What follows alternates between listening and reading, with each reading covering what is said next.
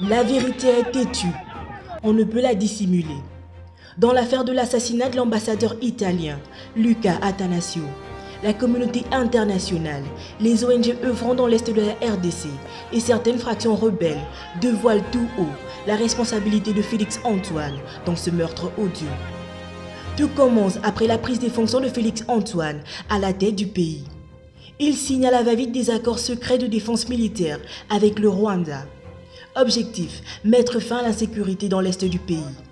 Très rapidement, les soldats rwandais se déploient dans les régions en proie à l'insécurité. Ils sont visibles par la population.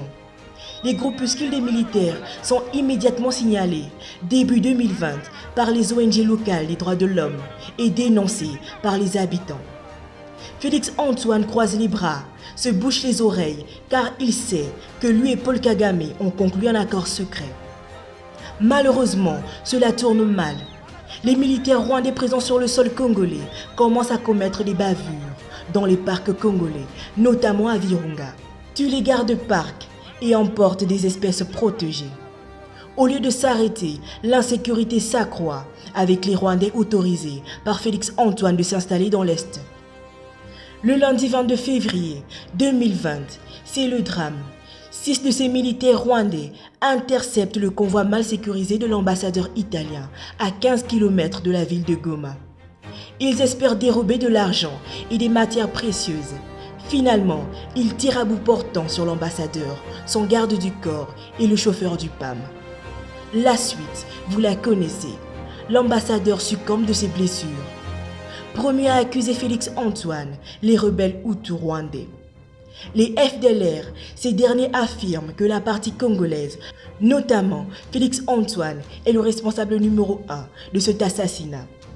Il s'ensuit la communauté internationale, en tête l'Italie très remontée par la perte de son digne fils.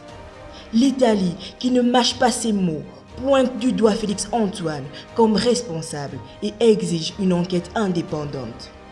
Pourquoi avoir signé des accords secrets avec un pays belliqueux?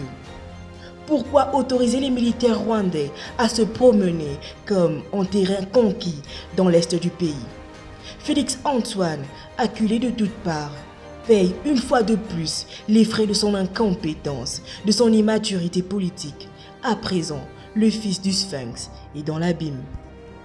Quand il fut dans l'opposition, Félix Antoine ne cessait d'affirmer que son prédécesseur Joseph Kabila était l'auteur de tous les massacres qui se perpétraient dans l'Est.